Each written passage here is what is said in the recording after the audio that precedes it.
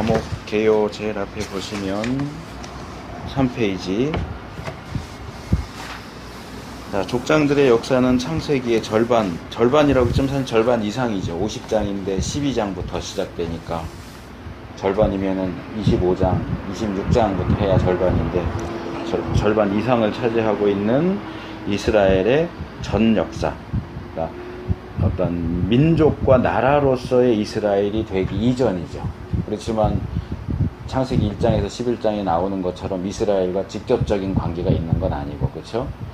근데 이 12장부터는 어쨌든 이스라엘이 자기들의 조상으로 생각하는 아브라함부터 이야기가 이제 나오니까, 뭐 이스라엘 왕국은 사무엘상 들어가야 이제 왕국이 세워지고 또 왕이 세워지고 이렇게 하니까 사실상 사사기나 여호수아도 왕국 이전 역사라고 말할 수 있겠죠. 이렇게 아주 이제 초기 역사죠. 그래서 창세기 전반이 그러하듯 족장들의 이야기는 이스라엘의 여호와 신앙에 있어서 기초적인 부분을 제시하고 있습니다.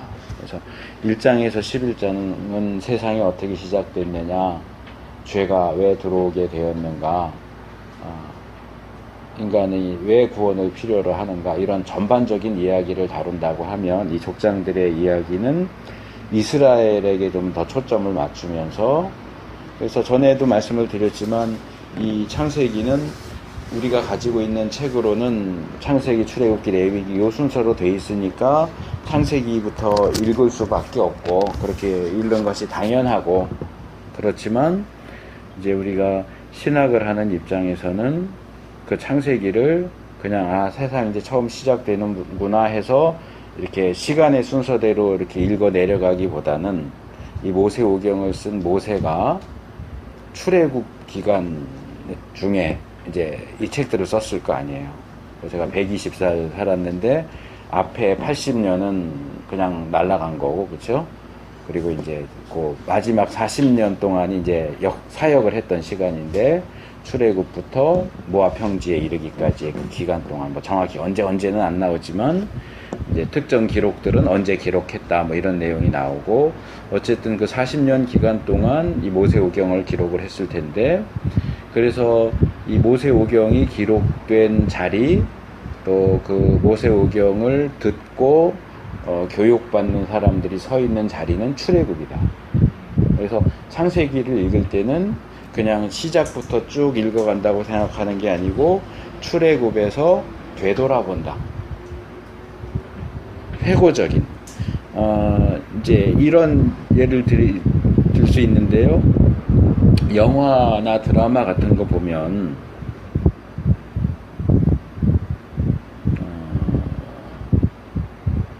반지의 제왕 아세요? 반지의 제왕, 그게 책으로는 5권짜리인가 이렇게 나와 있는데 지금 영화는 한 2개 나와 있나? 그리고 이제 호비트라는 영화가 같이 또 나오죠. 그러니까 말하자면 반지의 제왕이 본편 이야기예요.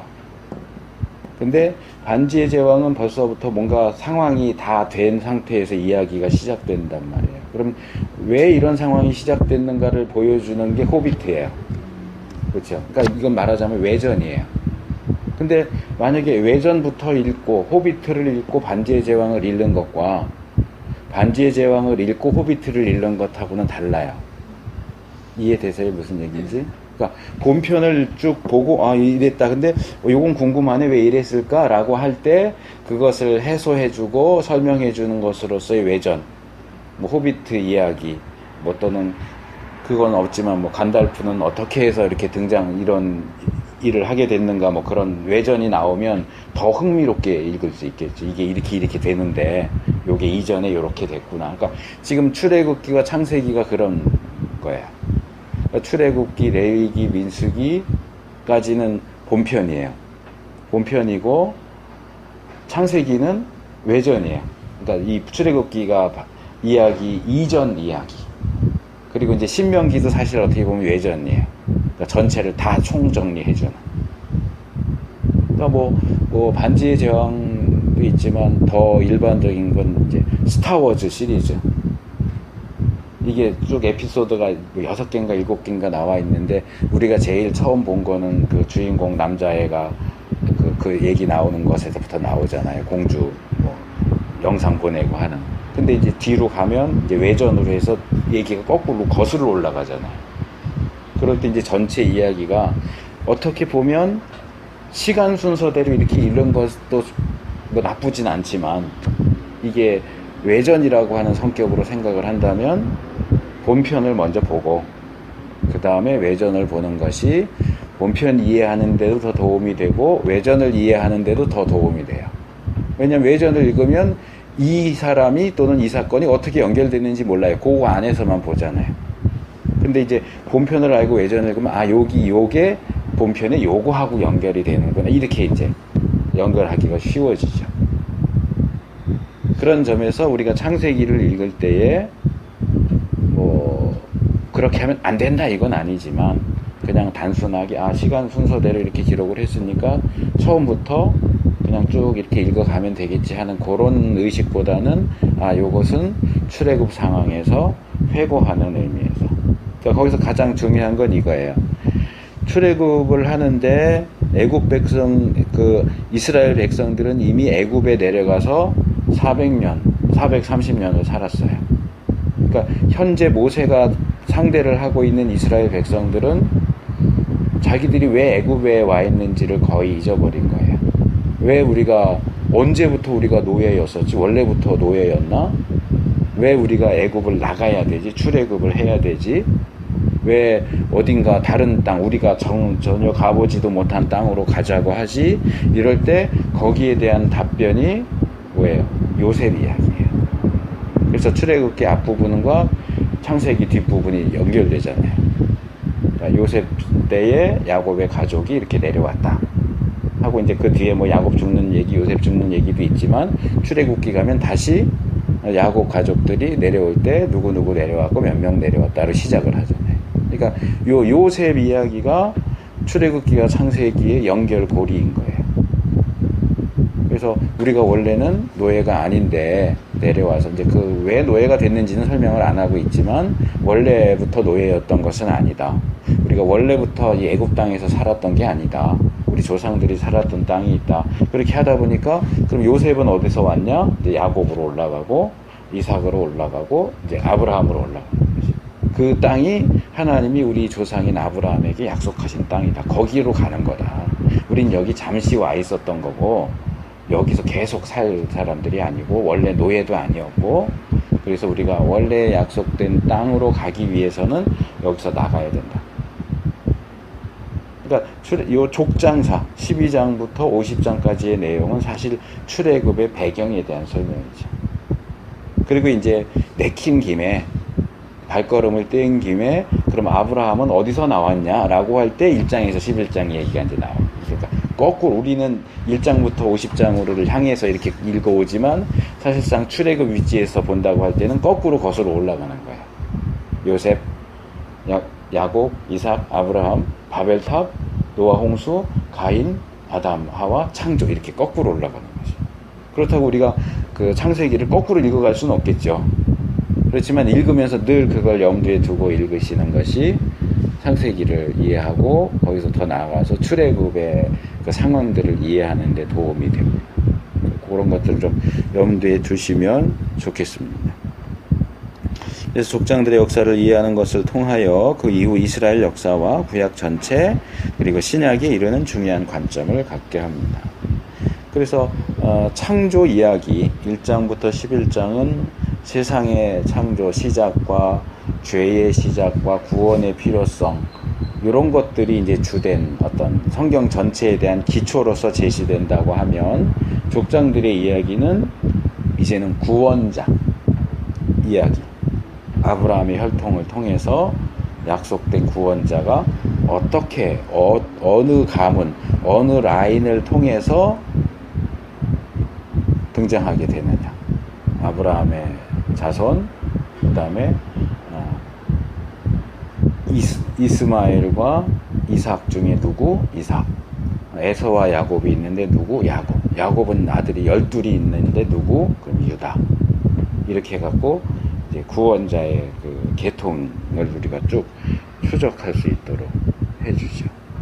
그리고 이제 구원과 관련된 중요한 사실들, 또 왜 이 구약 이야기가, 그래서 이제 기독교에 대해서 반감을 가진 분들이 종종 하는 얘기가, 왜 우리가 이스라엘 역사를 배워야 되는데 유대인들이 우리랑 무슨 상관이 있다고. 구약 보면 다 유대인들의 역사잖아요. 우리나라 역사도 다 모르는데 뭐 굳이 유대인들 역사까지 배워야 돼 하는데, 그 유대인 이스라엘의 역사는 말하자면 하나의 샘플이거든요. 우리가 유대인이 되어야 할 필요도 없고, 우리가 이스라엘 역사에 정통해야 할 필요도 없지만, 그것이 그냥 일반적이고 세속적인 역사 기록이 아니라 그 가운데 구원의 역사가 들어가 있기 때문에, 그러니까 이 구원의 역사는 이스라엘에게만 해당되는 게 아니고, 물론 구약에서는 주로 이스라엘을 대상으로 이제 샘플이니까, 모델 케이스니까 이스라엘과 관련해서 이렇게 가지만, 그게 신약으로 넘어오면 그게 이스라엘에만 해당되는 얘기가 아니잖아요. 바울이 이방인의 구원을 설명할 때 아브라함을 갖다 쓴다고요. 아브라함 얘기하면서 뭐라고 그래요? 아브라함이 하나님이 의롭다고 인정하실 때 할례를 받기 전이냐 후냐.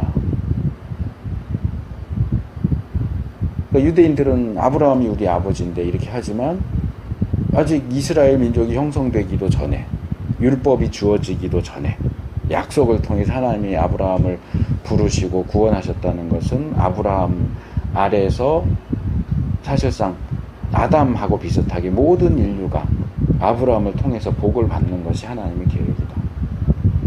근데 이제 그것을 이어가기 위해서 유대인들의 역사가 필요한 거고, 그 역사 속에서 하나님이 어떻게 일하셨는가가 오늘날 우리의 역사 속에서 하나님이 어떻게 일하시는가에 대한 모델이 되는 거죠. 이스라엘 자체에 요즘엔 그런 이제 어떤 움직임이 있지만, 너무 이스라엘에만 매달리는 것도 저는 별로 좋지 않다고 생각이 들어요. 현재적인 이스라엘 나라, 이스라엘 영토, 이스라엘 사람, 그게 중요한 게 아니에요. 근데 자꾸 거기에만 해가지고, 뭐 예를 들어서 아브라함에게 하나님이 너를 축복하는 자는 축복하고 저주하는 자는 저주한다, 그런 말씀 끌어와서 이스라엘을 축복해야 하나님이 우리를 축복해 주신다. 그러니까 우리가 이스라엘을 도와야 된다.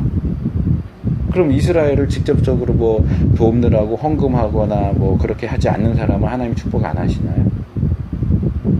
하나님이 우리에게 복 주시는 것이 이스라엘을 어떻게 대하느냐에 달려있나요? 그거 아니거든. 그래서 전에 제가 한번 말씀드렸던 것 같은데, 유대인 절기 이런 거 해갖고 요만한 그 다이어리 만드는, 우리나라에서 만드는 건지 갖고 와서 번역해서 하는지 모르지만, 유대인 절기 뭐 초막절 뭐 이런 거 다 집어넣으면서 부활절은 빼뜨린다고 해요. 그건 제가 볼 땐 분명히 잘못하는 거죠. 우리는 유대교도가 아니잖아요. 유대교인이 아니잖아요. 기독교인인데, 구약의 어떤 절기보다도 가장 중요한 것은 기독교 부활절인데, 그 유대인들 절기는 우리가 기억하고 관련된 말씀을 읽고 그것을 위해서 기도하고 그래서 복을 받자 이러면서 정작 중요한 부활절을 빼뜨리면 그게 무슨 기독교냐고요. 유대교지. 그래서 우리가 어디에 초점을 맞춰야 하느냐 굉장히 중요합니다. 그러니까 이제 신약은 다르지만 우리 구약을 연구하는 사람들은 또 그런 문제가 있는 거예요. 우리는 구약을 연구하는데, 우리가 구약을 연구해서 내는 어떤 결과물들이 유대인들이 구약을 연구해서 내는 결과물과 우리가 연구해서 내는 결과물이 뭐가 어떻게 다르냐. 우리의 신학을 유대교 신학이 아닌 기독교 신학이라고 부를 수 있는 게 뭐냐.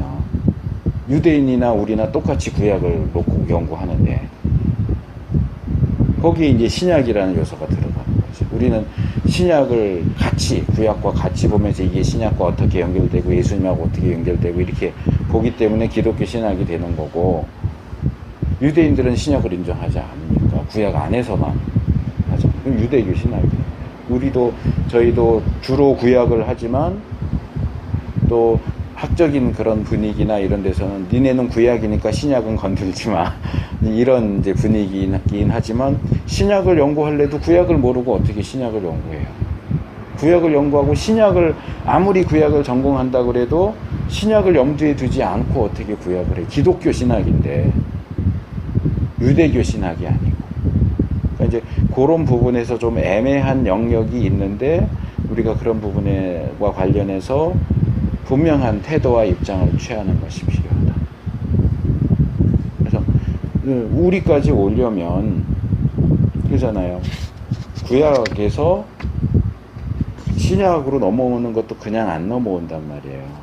구약에서 중간사, 신구약 중간시대, 이거 연구하지 않으면 신약을 이해하기 참 힘들어요. 그러니까 구약에서 신구약 중간시대를 거쳐서 신약으로 넘어오고, 구약이나 신약도 성경이지만 이게 우리한테 곧바로 오느냐 하면 초대교회와 중세교회와 종교개혁사, 근세, 현대 해갖고 우리한테 온단 말이에요. 이런 말하자면 정수기 필터처럼 필터 3단계, 4단계, 5단계 필터를 거쳐서 우리에게 오는데 그거 다 필요 없고 거기 있는 거 그냥 갖고 와.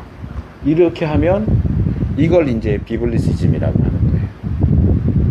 성경주의라고 보통 번역을 하는데, 뭐 성경대로, 성경에 있는 대로 하자, 성경에 있는 대로 하자고 하는데 뭐가 문제가 있어? 좋지. 그러면 아브라함이나 또는 야곱이나 이런 사람들이 아내를 여럿 가졌으니까 그거 우리가 그대로 갖고 와서 쓸 수 있어요. 우리도 아내 여럿 하자, 그럴 수 있어요. 성경에 나오잖아요. 그건 아니란 말이에요. 그러니까 성경에 나온다고 무조건 다 그냥 말하자면 생으로 날 걸 그냥 갖다가 지금 그대로 먹자 이렇게 하면 안 되는 거예요. 모든 이런 조리 과정을 거쳐서 중간시대, 신약시대, 교회사의 그런 시대를 거쳐서 이렇게 정제되고 하면서 이제 우리가 오늘날 이 성경 이야기가 우리에게 주는 어떤 교훈이 뭐냐, 그냥 단순히 있는 그대로를 갖다 쓰려는 거냐, 여기에 들어가 있는 하나님의 뜻과 원리가 무엇이냐, 그걸 우리 삶 속에 어떻게 적용할 수 있겠느냐, 이거를 거쳐야지 그냥 날 걸 갖다가 먹자고 그러면 안 되는 거예요. 근데 그거는 구약만이 아니라 신약도 마찬가지예요. 전에 제가 말씀드렸던 것 같은데, 제가 예전에 부교육자로 있었던 교회 목사님이 기도에 인도하시면서 성전 미문에 있는 안전뱅이 베드로가 일어나, 예수 이름으로 말하는 일어나 걸었다는 거죠. 근데 왜 여러분들은 못 걷습니까? 일어나 걸으라고 그러는데 왜 못 걷습니까? 책망한답니다. 나는 일어나 걸으라는 얘기를 들어본 적이 없는데 베드로가 그 사람한테 했지 언제 나한테 그랬어요? 다르잖아요. 대상이 다르잖아요. 베드로는 그 거지한테만 얘기했어요. 베드로가 그 얘기한 그 당시에 안증뱅이가 수없이 있었어도 그 사람 한 사람한테만 얘기한 거예요. 그러면 그 자리에 없었던 다른 안증뱅이들이 베드로가 일어나 걸어라 그런다, 일어나자 그런다고 일어났었겠어요? 베드로가 살아있던 당시에도 그건 불가능한 거예요. 예수님이 계시던 당시에도 불가능한 거고요. 근데 그거를 그냥 생으로 갖고 와서 일어나 걸으라 그러는데 당신들은 안 일어나냐고. 그럼 그게 말이 되냐고요. 그게 비블리시즘이에요. 그러니까 성경대로라고 하는 말은 좋아요. 근데 이 성경대로라고 하는 것이 어떤 방식으로 사용되느냐에 따라 이게 건전한 것이 될 수도 있고 불건전한 것이 될 수도 있죠. 우리가 성경을 읽고 뭔가를 판단하고 할 때 우리 이성을 써야죠. 무조건 아멘 할 게 아니라 이건 왜 그럴까 질문도 던지고 답변을 추적해가면서 이래서 이렇구나. 하지만 이성을 쓰는 건 좋은데 이성주의가 돼서 뭐든지 우리 이성으로 판단하고 이성이 주인이 돼서 내 이성으로 이해할 수 없는 건 말도 안 되는 그런 건 있을 수 없어. 사람이 어떻게 무리를 걸어? 처녀가 어떻게 애를 낳아? 죽은 사람이 어떻게 다시 살아나? 이게 이제 이성주의 또는 합리주의. 보통 교회에서 목사님들이 자유주의라고 공격을 하지만 교회사에서 자유주의는 또 이제 특정 어떤 시기에 있었던 거고요. 이제 전반적으로 말하면 이제 이성주의, 합리주의라고 표현하는 게 더 옳아요. 비평주의라고 말할 수도 있고. 그러니까 그쪽 입장에 있는 사람들은 이거 빼자, 이거 말도 안 되는 그냥 헛소리야, 이거 성경에서 빼. 예수님 부활도 빼고 우리를 걸은 것도 빼고 오병이어도 빼고 처녀 탄생도 빼고. 그러니까 남는 게 뭐예요? 우리 착하게 살자. 그게 자유주의에서 얘기하는 거예요. 예수님은 구원자가 아니고 도덕교사, 우리를 이렇게 착하게 이렇게 살도록 하기 위해서 모범을 보이신 거지. 뭐 예수를 믿어서 있는지 없는지도 모르는 천국에 간다. 이 얘기가 아니야. 이건 그냥 신화적인 얘기고 그 당시 그 무식한 사람들한테 하는 얘기지. 오늘처럼 이렇게 과학이 발달하고 이성이 발달한 시대에 우리하고는 안 맞는 소리야. 우리 시대에 맞게 그 말씀을 하자면 착하게 살자. 이게 이거지. 이렇게 이제 간단 말이에요. 그렇다고 해서 우리가 이성을 배격해야 되느냐? 아니요, 그렇지는 않아요. 우리가 성경을 읽을 때도 정신을 똑바로 차리고 읽어요.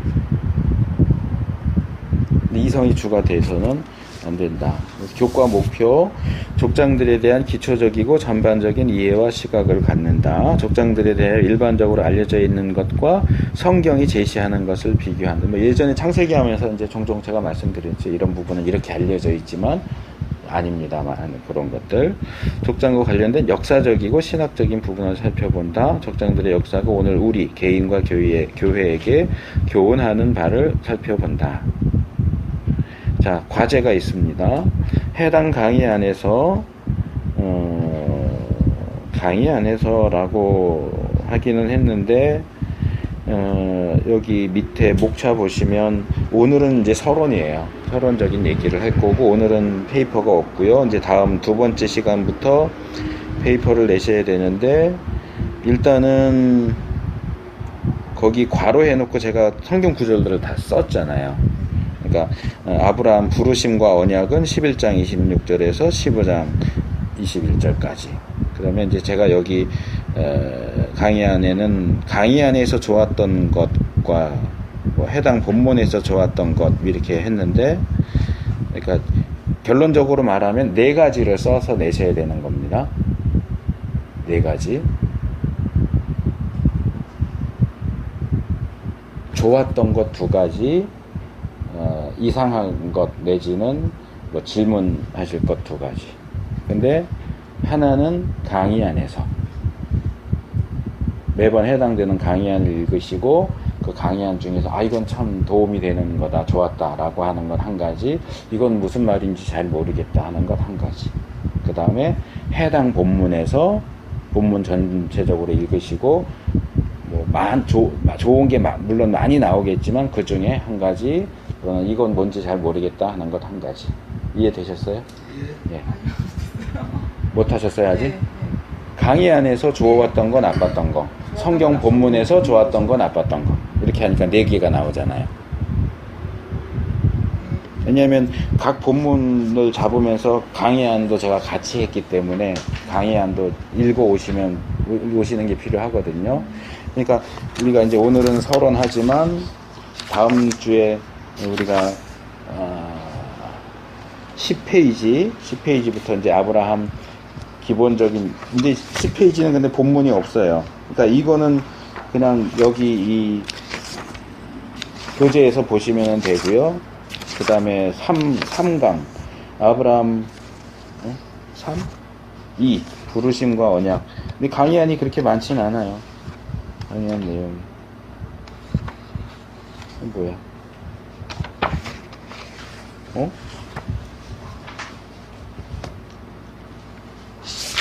아브라함 1. 부르심과 언약이 이게 깨졌구나. 14페이지. 글씨가 작게 저기 스타일 해놓은 게 깨져서. 거기 이제 보시면 3, 아브라함 2 부르심과 언약 있잖아요. 그러니까 이제 3강 할 때는 여기 14, 15, 16, 17, 18, 19, 21페이지까지가 이제 이 3강의 강의안이거든요. 그러니까 14페이지에서 21페이지까지를 읽으시고 좋았던 거 하나, 나빴던 거 하나. 그 다음에 이제 여기 해당 본문이 창세기 11장 26절에서 15장 21절이니까 이 본문도 읽으시고 그 본문 중에서 좋았던 거 하나, 잘 모르겠는 거 하나. 요렇게 해서 4개를 써서 제출하시면 됩니다.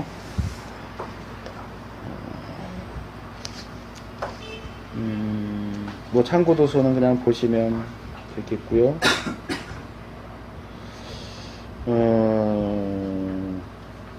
예, 평가 방법은 출석 30%, 기말고사 30%, 과제물 40%.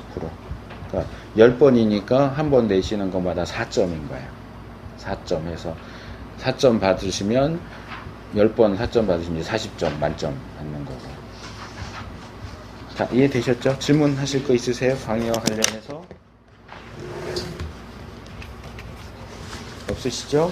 자, 그럼 우리 족장사 서론을 들어가겠습니다. 족장들 이야기는 창세기의 도입부보다, 그러니까 여기서 말하는 건 이거죠. 1장부터 11장과 12장과 50장을 비교할 때 한 5배, 분량적으로, 장으로는 5배 정도까지는 안 되지만, 분량적으로 볼 때 한 5배 정도 내용이 많다. 그래서 제가 몇 번 그 말씀을 드렸던 것 같은데, 일단 우리가 성경 말씀을 읽을 때에는 분량이 많으면 중요하다 이렇게 생각을 하세요. 중요하다보다 더 좀 명확한 표현은 할 말이 많은 거예요. 할 말이 많으니까 길게 하는 거예요. 그러니까 내용이 길어질 때는 이거 이렇게 자꾸 길게 끌어 이렇게 할 게 아니고 지금 할 말이 많으니까 길게 하는구나 이렇게 생각을 하시면 돼요. 그러니까 우리가 거기서 건져야 하는, 배워야 하는 교훈이 많은 거예요. 그래서 이 족장 이야기가 이렇게 긴 것은 이 창세기의 저자가 어디에 관심이 있느냐, 어느 부분에서 하고 싶은 얘기가 많으냐를 보여줍니다. 그래서 이 부분의 기본적인 관심은 뭐냐 하면 이스라엘과 12지파의 근원이 어디 있는지, 아까 제가 말씀드린 것하고 이제 연결되죠. 그리고 그 이상을 보여주기를 원하는데, 아브라함의 부르심과 후손들은 3장에서 11장에 나타난 인류의 문제, 죄죠. 죄에 대한 해결책을 제시해주고, 특별히 복이라고 하는 이 단어. 그러니까 이 복이 이제 결국 구원자에 대한 약속이죠. 아브라함에게 주신 약속 3가지 또는 4가지. 땅과 후손과 복에 대한 약속. 근데 여기에 이름을 넣어서 4개라고 얘기하기도 해요.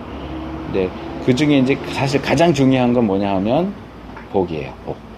메시아에 대한 약속.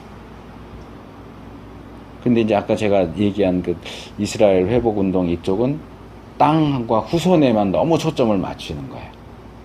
그동안 기독교가 너무 복에 대해서 초점을 맞춰서 믿는 자는 뭐 유대인이나 이방인이나 뭐 다 이렇게 해왔는데, 그러다 보니까 유대인들을 우리가 너무 무시하고 또는 안티세미티즘해서 반대하고 멸시하고 박해하고 이랬다. 근데 우리가 다시 유대인에 대해서 관심을 가지고 유대인들에게 주어진 땅에 대해서 관심을 가져야 이제 이렇게 이제 가는 거라고 볼 수 있는데, 근데 땅과 후손에 대한 약속은 복에 대한 약속과 함께 가기는 하지만, 이걸 분리시켜서 볼 수는 없지만, 그럼에도 불구하고 우리가 그걸 구분해서 본다면 그 무엇도 복에 대한 약속보다 우선적일 수 없는 거예요. 뭐 하나님이 아브라함에게 주신 약속이 여러 개 있는데 거기서 제일 중요한 건 땅. 아니요, 그러면 안 돼요. 그럼 우리 다 거기로 이사 가서 살아야죠. 실제로 그런 사람들도 있어요.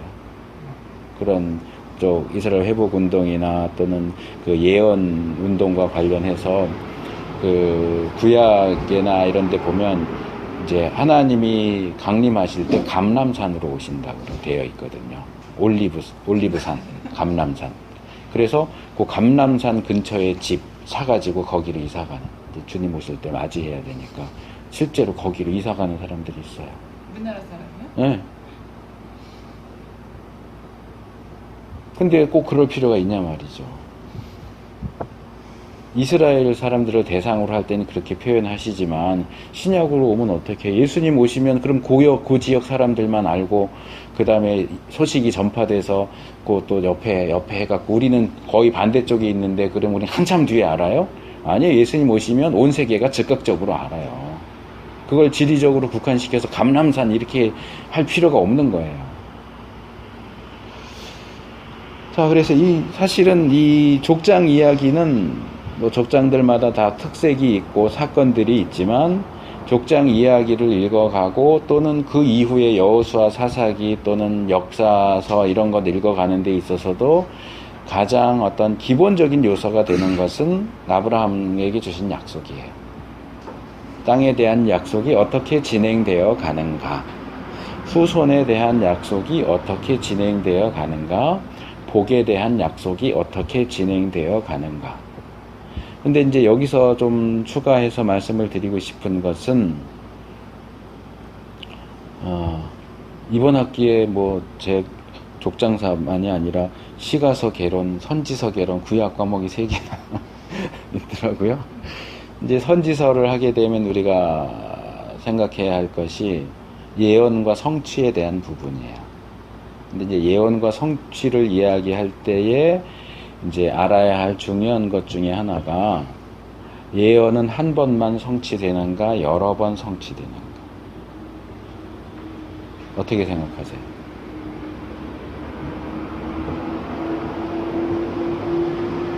기본적으로 예언은 한 번 성취되는 것으로 봅니다. 그러니까 예수님 탄생에 대한 예언이 여러 번 성취된다고 생각해 보세요. 그럼 예수님 여러 번 태어나셔야 되잖아요. 그러니까 기본적으로, 요게 중요해요. 기본적으로는 단회적인 성취예요. 그러나 어떤 것들은 이중, 삼중, 다중적인 성취를 보여주기도 합니다. 그래서 이제 아브라함 언약을 아브라함에게 주신 약속을 제가 얘기하려고 하는 거예요. 자, 땅에 대한 약속은 언제 성취됩니까?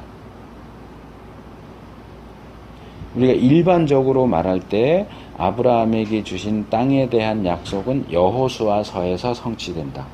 그래서 이제 예전에 모세오경할 때 4경, 6경 이런 얘기 나오는 게 거기서 나오는 거거든요.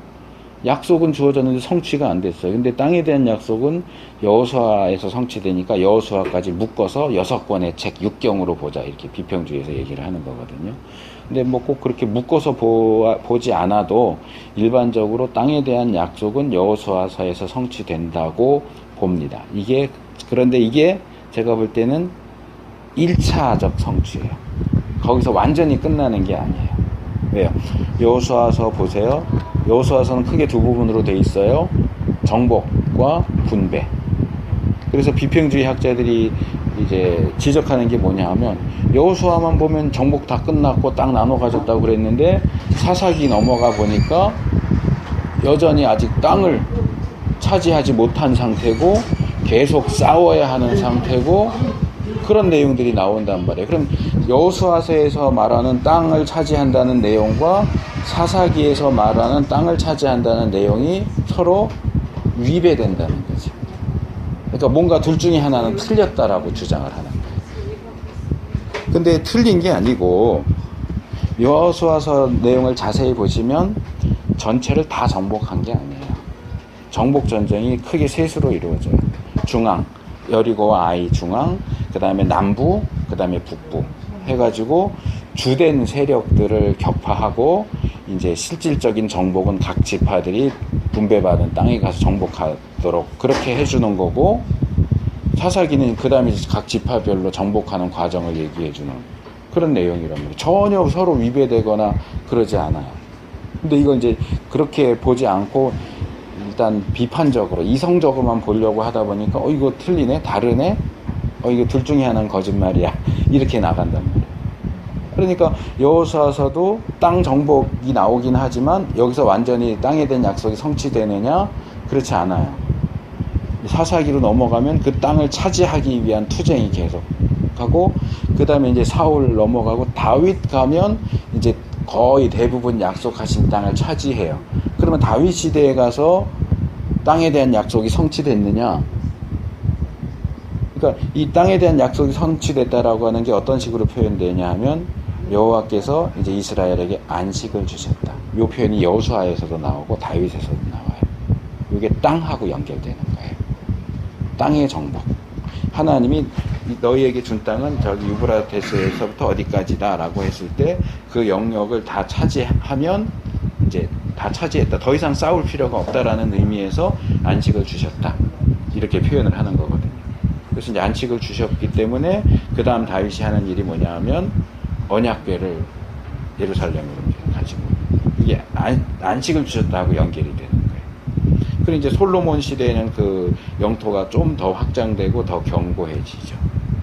그러면 이제 1차적으로 여호수아 시대의 땅에 대한 약속이 성취됐다고 볼 수 있고 2차적으로 다윗과 솔로몬 시대에 성취됐다고 볼 수는 있는데 그러면 이스라엘이 그 땅을 그때로부터 계속 차지하고 있었느냐가 문제가 되죠.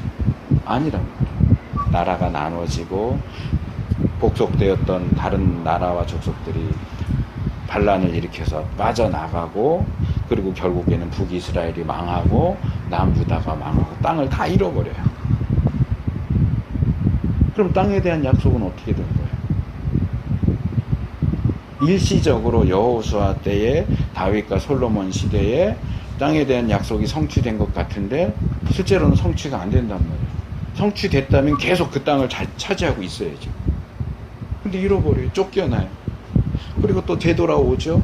되돌아오면 또 그 땅을 다 차지하느냐? 그렇지 않잖아요. 신약시대도 이미 로마의 점령을 받고 있는 상태고 그 후에 또 로마에서 멸망돼서 또 흩어지고 그러니까 땅에 대한 이야기가 계속 이어지는 거예요. 여호수아서에서 성취됐다고 해서 끝, 이제 땅에 대한 거는 끝이 아니고 계속 이어져요. 이게 움직여요. 계속 움직여요. 그러다 보니까 이제 어디까지 오느냐? 이제 현대 유대인들이 세계 곳곳에서 다시 돌아와서 이스라엘 나라를 다시 세웠다. 이제 드디어 이 땅에 대한 약속이 성취됐다. 몰라요. 여호수아 시대의 가나안 땅을 정복한 이스라엘이 그 땅에서 다시 쫓겨날 거라는 생각했을까요? 다윗과 솔로몬 시대의 이스라엘 백성들이 우리가 이 땅을 잃어버릴 거라는 생각했겠어요? 현대 이스라엘이 그 땅을 차지하고 있기는 다 차지한 것도 아니지만 차지하고 있지만 앞으로 영원 무궁히 그 땅을 차지할 거라고 누가 보장해줘요? 그러니까 결국 이 땅에 대한 약속은 어디로 가느냐 하면 히브리서에 11장에 나오는 사람의 손으로 짓지 아니한 하나님께서 지으신 성, 새 하늘과 새 땅, 새 예루살렘에 대한 이야기로 넘어가는 거예요. 영적인 영역, 물리적인 영역에서 영적인 영역으로 넘어가요. 뭐 다 똑같이 얘기하기는 어렵지만 후손에 대한 약속도 마찬가지예요. 이제 보통 아브라함에게 주신 후손에 대한 약속은 출애굽기 초반부에서 성취됐다고 얘기를 해요. 별과 같이 모래와 같이 많아졌다. 그럼 그걸로 끝이냐? 아니요. 후손에 대한 이야기가 계속돼요. 그리고 이제 그 후손에 대한 얘기는 나중에 다윗 언약과 연결돼서 그 나라가 무궁할 거고 그 왕 위에 앉을 자가 끊이지 않을 것이다. 근데 후손들이 여기저기 찢기고 쫓겨나고 다윗 가문의 왕 역할을 할 수 있는 사람들 다 없어지고 근데 그게 이제 결국 어떻게 연결돼요?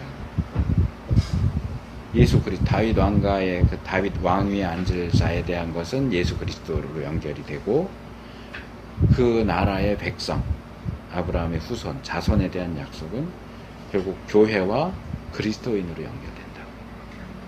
여기 또 이제 지금 12지파 얘기 나왔잖아요.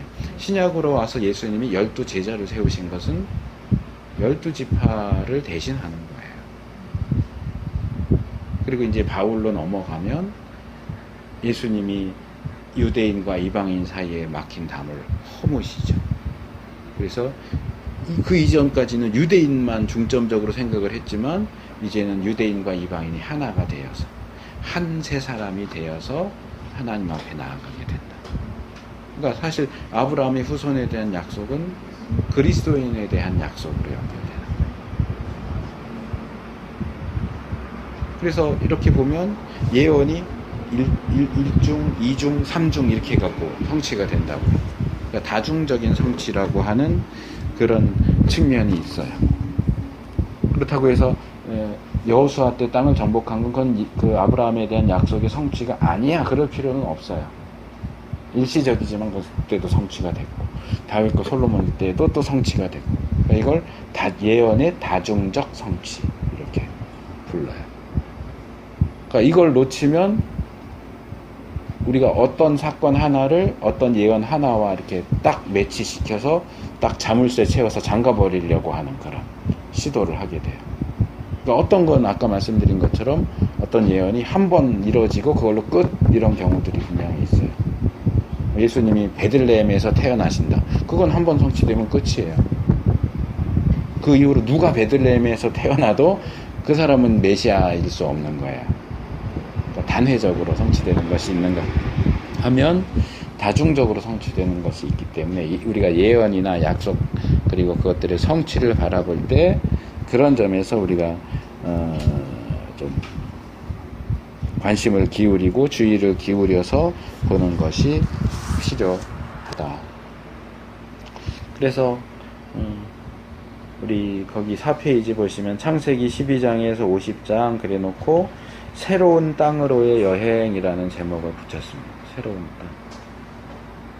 그러니까 아브라함으로서도 새로운 땅이죠. 원래 아브라함이 살던 곳은 그 바벨론 쪽, 그쵸, 갈대아 우르에서 살고 있었잖아요. 뭐 구약에도 나오고 신약에도 나오지만 내가 지시할 땅으로 가라. 아브라함은 갈 바를 모르고 갔다. 이런 이제 말씀들이 있는 것처럼 새로운 땅으로 가요. 근데 이제 제가 지금 땅 설명을 드렸지만 히브리서 11장을 이제 믿음장 그래서 많이 얘기하지만 그 앞부분 굉장히 주의 깊게 보실 필요가 있어요. 아브라함과 족장들 이야기. 자, 아브라함이 약속하신 땅이 결국 왔어요. 창세기 12장 3절인가 마침내 드디어 그 지난번에 말씀드렸잖아요. 마침내 들어왔어요. 그러면 이제 아브라함에게 약속하시고 말씀하신 것이 성취됐으니까 이제 끝이냐? 아니요. 아브라함은 그 땅에서 맨날 돌아다녔어요. 어디 정착해서 살지 못하고 유목민으로서 유랑민으로서 돌아다녔고 결국은 동서남북을 다 봐라. 이 땅을 너에게 주겠다라고 했지만 아브라함이 차지한 땅은 묘지로 쓸 막벨라 굴과 그 근처의 산과 들판, 그것도 바가지 써서 산, 그 땅밖에 없다고요. 근데 히브리서에서는 뭐라 그래요? 그렇게 아브라함을 비롯한 족장들이 그 땅에서 나그네로 살고 그랬던 이유가 뭐냐? 지상에 있는 땅이 아니라 하나님께서 지으신 땅을, 하나님 나라를 바라봤기 때문에 그렇게 산 거다. 그러니까 이 새로운 땅이라는 것은 물리적으로는 가나안 땅이죠. 팔레스타인 땅일 수 있지만 이제 성경 전체적인 시각에서 보면 이 새로운 땅은 새 하늘과 새 땅인 거예요. 하나님 나라인 거예요. 그래서 가나안 땅에 정착하지 않았던 것이. 그러니까 아브라함의 경우만 봐도 볼 수 있어요. 제가 출애굽기 하면서도 말씀을 드렸지만 이제 출애굽의 과정은 뭐 꼭 조직 신학이라고까지 할 필요는 없겠지만 이제 신학적으로 말할 때 칭의와 성화와 영화로 연결이 된다 그랬잖아요.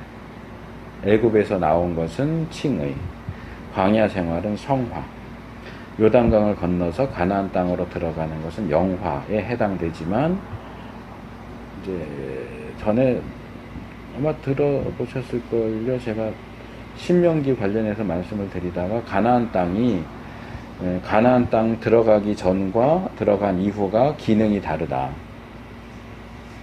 그래서 가나안 땅으로 들어간 이후의 가나안 땅은, 이전의 가나안 땅은 거기는 영화를 상징하지만, 영화와 하나님 나라를 상징하지만 이스라엘 정작 가나안 땅에 들어가면 이 가나안은 광야와 같은 기능을 한다. 그러니까 가나안으로 들어갔으니까 끝이 아니에요. 싸워야 돼요. 근데 들어가서 또 싸워야 된다면 거기 영화라고 말할 수가 없죠. 천국 하나님 나라라고 할 수가 없죠. 그러니까 애굽에 있을 때, 광야에 있을 때는 가나안 땅이 약속의 땅이고 하나님의 나라예요. 그래서 이제 가나안만 들어가면 되겠지 했지만 정작 들어가 보니까 이방 민족들이 살고 있고 전쟁을 해야 되고 큰 전쟁들은 이겼지만 또 지역별로 지파별로 전쟁해야 되는데 실패하면 또 오히려 쫓겨나기도 하고 그런 과정들이 이게 광야에서의 삶하고 다를 바가 전혀 없는 거예요. 그러니까 이제 가나안 땅에 들어가면 가나안 땅에서 사는 우리는 하나님 나라를 바라보면서, 그러니까 가나안 땅을 바라보면서 광야에서 살았던 것처럼 이제 하나님 나라를 보면서 가나안 땅에서 사는 거죠.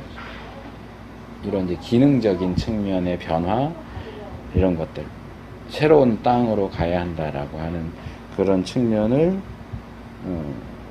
기억할 필요가 있습니다. 그 다음에 또 하나 이슈가 되는 건 오른쪽 페이지 조상의 하나님, 5페이지에 조상의 하나님이라고 하는 주제인데요. 그러니까 조상의 하나님이라고 하는 건 이제 우리가 잘 기억하는 걸로 하면 아브라함의 하나님, 이삭의 하나님, 야곱의 하나님. 근데 이제 출애굽기로 넘어오면 하나님께서 모세를 부르실 때에 내 이름을 여호와로, 너희 조상들에게는 내 이름을 여호와로 알리지 않았다 라고 말씀하시는 장면이 나오죠. 이제 당신 이름이 뭡니까? 백성들이 누가 보냈냐 그럴 때 제가 누가 보냈다 그래야 됩니까? 그럴 때 여호와로다 라고 하시면서 너희 조상들은 이 이름을 몰랐다. 그러는데 창세기에 보면 여호와라는 이름이 사실 창세기 2장부터 나온단 말이에요.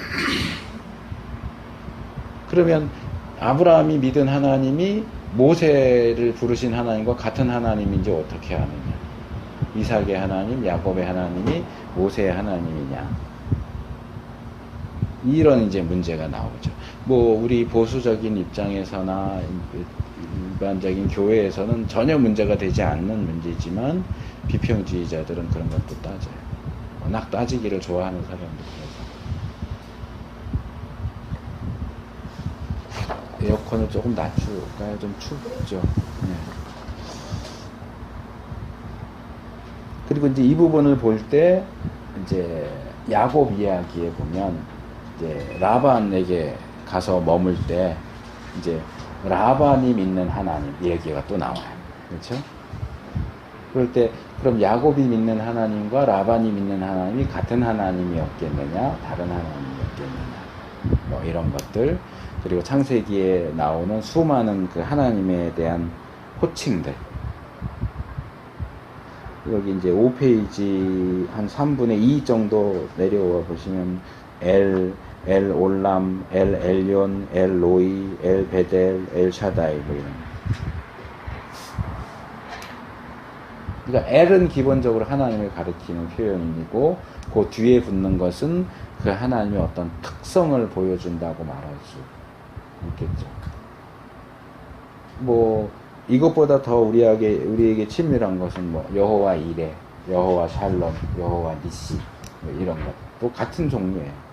같은 이제 호칭들이고 어떤 특성 하나를 이렇게 극대화시켜 보여주는 이름이죠. 그러니까 하나님의 이름이 이렇게 여럿으로 사용될 때 이게 과연 한 하나님에 대한 여러 이름이냐? 또 이 이스라엘이 살았던 고대 근동의 배경을 보면 유일신론이 없단 말이에요. 다신론이란 말이에요. 그럼 여러 신들을 각기 다른 여러 신들을 가리키는 것이냐. 우리 입장에서는 당연히 같은 한 하나님에 대한 여러 이름들, 각각의 특징을 나타내는 이름이다라고 보지만, 이제 비평주의에서는 이게 이제 다 각기 다른 것일 수 있다. 이렇게 주장하기도 하는데, 이런 것도 이제 문제가 될 수 있고, 결국 이제 결론적으로 말하면 6페이지 거기 밑줄 쳤는데 보시면 이 아브라함의 하나님, 이삭의 하나님, 야곱의 하나님은 모세를 부르신 하나님이에요. 같은 하나님이에요. 그래서 이들은 이 신앙적으로 공통된 부분을 가지고 있다, 나누고 있다, 이렇게 볼 수 있겠고요. 그 다음에 이제 족장 이야기를 읽을 때 또 하나 문제가 되는 건 뭐냐 하면 역사성 문제. 성경에는 뭐 연대가 이렇게 나오진 않지만 뭐 아브라함, 이삭, 야곱, 요셉에 대해서 이야기하고 그들이 살았던 시대 또는 그 시대 사람들이 어떤 생활 습관을 가졌는지 어떤 방식으로 행동했는지 그런 이야기들을 기록을 하고 있는데 이제 지금은 또 좀 달라요. 근데 이제 예전에는 거기에 대한 근거 자료가 하나도 없었어요. 그래서 이제 이 성경 기록과 역사성 문제는 창세기, 모세오경이나 창세기뿐만 아니라 역사서에서도 계속 나오고요. 구약 신학을 다룰 때도 계속 나오고요. 역사성 문제는 늘 나오는 문제예요. 여기서 이제 어떻게 보면 상당히 극단적이라고 할 수 있는 입장이 하나 나오는데, 미니멀리즘이라고 하는 거예요. 미니 아시죠? 작게 축소해서 만든 미니라고 그러잖아요.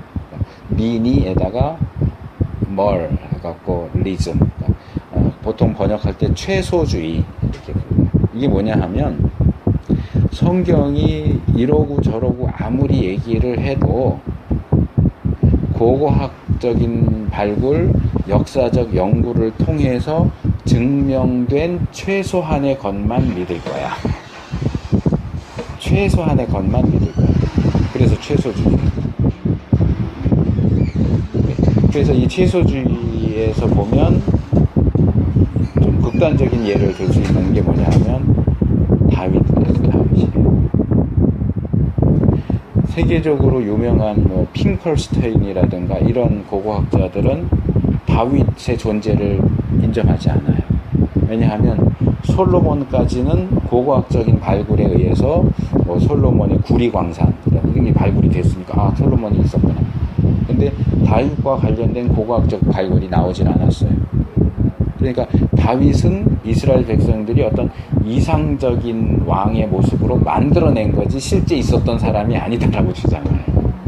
저도 처음 그 사람 그 책을 읽어보고 깜짝 놀랐어요. 이런 주장이 있어? 저도 한 5, 6년 전쯤에 처음 그걸 보고 깜짝 놀랐어요. 어떻게 성경서학자가 다윗의 존재를 인정을 하진 않아. 그러니까 증명된 것만 믿게 돼. 그러니 다윗보다 한참 전에 모세라든가 아브라함 어떻게 믿겠어요? 그래서 제가 지난번에 고고학에 대한 말씀을 드렸잖아요. 아브라함 시대에 사용됐던 물건들이 다 묻히는 것도 아니고, 그렇죠? 그 중에 일부가 묻힐 거고, 묻혀져 있는 것을 다 캐내는 것도 아니에요. 그 중에 극히 일부를 캐낸다고.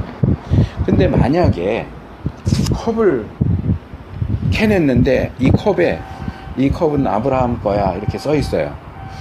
그러면 이 아브라함 거라고 써 있는 이 컵이 아브라함의 존재를 증명해 주는 걸까요? 여기 써 있는 이 아브라함이 성경이 말하는 아브라함인지는 어떻게 알아요? 만약에 여기 이삭의 아버지인 아브라함, 이삭의 아버지고 야곱의 할아버지이고 요셉의 증조 할아버지인 아브라함의 컵 이랬으면 그건 더 의심스럽지. 이건 누가 조작한 거야. 아니 누가 보통 얘기할 때 이거 누구 거 이렇게 하지 뭐 아들이 누구고 손자가 누구고 뭐 이렇게 쓰나? 그러니까 이거는 결국 기본적으로 믿음의 문제.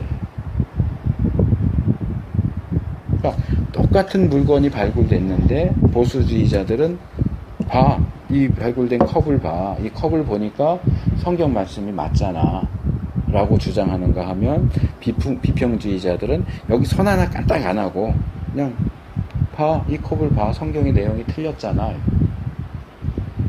이건 해석의 문제예요. 내가 뭘 믿고 싶으냐의 문제예요. 그러니까 증거물이 나왔다고 해서 이 증거물이 확고하게 어느 한쪽을 딱 지지해 주는 거 아니에요. 이게 그냥 이건 그냥 물건인 거예요. 근데 이제 다윗과 관련된 고고학적인 발굴들이 이제 되기 시작했어요. 몇 개 정도 나온 게 있고요. 그러니까 나오면은 이제 또 계속 우길 수도 있겠죠. 이게 그 다윗이 아니야 뭐 이럴 수도 있는데 어쨌든 나오고 있다는 거고, 그 다음에 이제 여기 이 족장들의 역사성 내용 바로 이제 뒤에 마지막 부분에 보면 고대 근동 자료들 한 게 이제 이 고대 근동 마리, 누지 이제 보통 우가릿이라고 하는데 우가릿의 그 고고학적 자료들이 발굴되면서 더 이상 비평주의 학자들이 족장들의 존재를 부인할 수 없게 됐어요. 그 자료들을 보니까 족장 시대에 행해졌던 일들이 딱 그 시대에 있었던 이야기. 그러니까 자식이 없을 때 종을 후계자로 삼는다든가, 친자식이 없으면 여종을 이렇게 해가지고 자식을 낳으면 아들로 입양해서 이제 후계자로 삼는다거나, 뭐 장자권을 사고 판다거나, 또는 이제 가신 이제 드라빔, 그 집에 섬긴 그 드라빔의 소유자가 상속자가 된다거나 이런 이야기들이 이제 그 고고학적인 발굴을 통해서 보게 되는 그 문서들에 나타나 있으니까 이게 꾸며낸 얘기라고 하기에는 너무 시대적으로 맞는 거예요. 그러니까 이 시대에 살았으니까 똑같은 그런 방식으로 생각하고 행동하지 않았겠느냐. 거기에 뭐 정말 아브라함이 쓰던 어떤 물건이 나와서가 아니고 보니까 너무 이건 그냥 자연스럽게 일치가 되니까 이제는 더 이상 아브라함 만들어낸 거야 이렇게 주장을 안 해요. 근데 여기서 우리가 이제 조심해야 될 건 뭐냐 하면 고고학을 너무 신뢰해서 미니멀리즘이라고 했죠. 고고학이나 역사에 의해서 증명된 것만 믿을래 하는 것도 지나친 거지만 성경에 나오는 얘기는 다 고고학으로 역사 연구를 통해서 발견될 수 있어 해서 고고학을 지나치게 신뢰하는 것도 문제가 돼요. 이제 제가 공부하던 학교 후배 THM 과정의 후배가 순복음 쪽에서 공부를 하고 온 젊은 친구가 있었는데 이 친구는 관심이 그쪽에 많아요. 노아의 방주 어디 있냐? 발굴해서 어디 있다. 실제 노아의 방주가 실제로 있다. 그러니까 노아의 방주가 실제로 있었다는 것을 밝혀내면 노아에 대한 성경 이야기가 증명된다고 생각을 하는 거예요. 그거는 사실상 또 다른 형태의 미니멀리즘이에요. 근데 이제 기존의 미니멀리즘은 축소하고 이렇게 축소하는 거라면 이거는 반대로 이런 용어가 있는지 모르겠는데 맥시멀리즘 이렇게 할 수 있을까? 확대해서 성경에 나오는 내용들은 다 증명할 수 있어. 창조도 창조과학을 통해서 다 증명할 수 있고 노아의 방주라든가 이런 것도 고고학을 통해서 다 증명할 수 있고 그러면 고고학적인 자료가 발굴 안 되면요? 안 되면 성경 안 믿을 거예요? 고고학이 믿어 그러면은 믿고 고고학이 그건 아직 믿을 수 없어 그러면 안 믿고 그래요? 우리 신앙이 고고학에 근거하나요? 과학에 근거하나요? 역사학에 근거하나요? 아니요. 그러니까 기본적인 입장이 뭐냐? 역사든지 과학이든지 고고학이든지 그런 연구가 성경에 나오는 내용들을 입증해주고 이렇게 지지해줄 때는 오케이, 땡큐 그러면 되는 거예요. 근데 나 자꾸 너한테 좀 기대고 싶다. 기독교 신앙이 고고학에 기대면 안 돼요. 그럼 고고학이 넘어지면 기독교 신앙도 넘어져요. 기독교 신앙은 고고학에 기초하지 않아요. 역사학에도 기초하지 않아요. 과학에도 기초하지 않아요. 도와주면 땡큐 하면 돼요. 근데 자꾸 그럼 네가 나를 좀 업고 가라. 아니요, 그렇지 않아요. 기독교 신앙은 기독교 신앙으로서 존재해야 되고 서야 돼요. 그렇다고 고고학도 필요 없고 과학도 필요 없어. 그럴 필요는 없어요. 우리가 도움 받을 수 있는 건 도움 받으면 돼요. 기면 기고 아니면 아닌 거고. 하지만 기독교 신앙은 말 그대로 기독교 신앙으로서 서야지 그런 자꾸 주위 학문들의 기대고 거기서 오케이 해주면 그럼 우리도 오케이. 아니요. 거기서 오케이 안 해도 성경이 얘기하면 우리는 오케이 할 수 있어야 되는 거예요. 그러니까 목사인데 물론 뭐 그쪽으로 전문으로 간다면 또 얘기가 다르지만 제가 종종 얘기하는 목사님들이 설교를 준비하는데 본문을 연구하지 않고 계속 인터넷 서핑하면서 예화를 찾고 다니는 거하고 비슷한 거예요.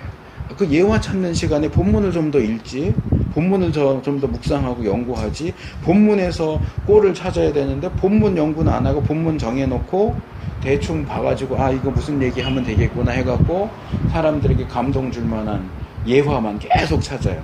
목사들끼리 만나면 툭 던지는 질문이 좋은 예화 없어요? 그 목사는 좋은 설교를 하는 사람이 아니고 좋은 예화를 얘기해 주는 사람이 되겠죠. 그건 설교가 아니에요.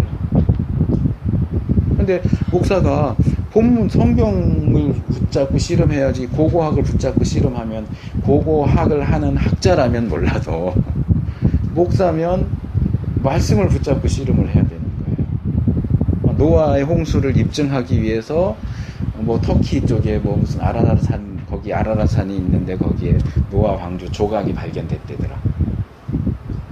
그냥 이렇게 대충 보고 아 뭐 그럴 수도 있겠구나, 오케이 땡큐 하면 되는데, 그걸 또 막 파고 들어가서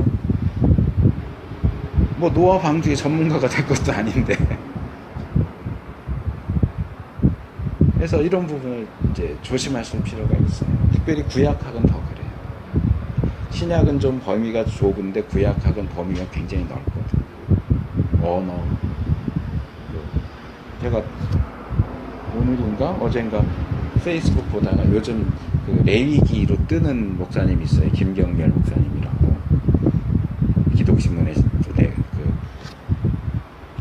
그쪽에 요구에서 뭐 20회인가 연재한다고 그러더라고요.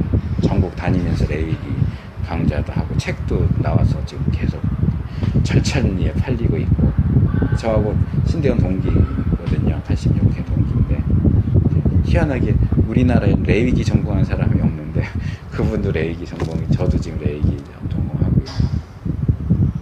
어쨌든 뭐 얘기하려고 그러다 여기 왔지? 역사성. 가끔 이런 데니까 분명히 뭔가 얘기하려고 그분 얘기를 꺼낸 건데, 어쨌든 그런 분이 있어요. 뭐 이유가 있어서 꺼냈는데 한참 얘기하다 보니까 그 얘기를 왜 꺼냈는지를 잊어버렸어요. 더듬어 가야 되는데. 역사성 얘기하다 뭐 얘기했죠? 미니멀리즘, 그 노아 홍수 얘기했고, 고고학 기대지 말아야 되고, 접점이 메모해놓고 얘기를 했어요. 어쩔 수 없어. 자, 어쨌든 그래서 우리가 생각났다.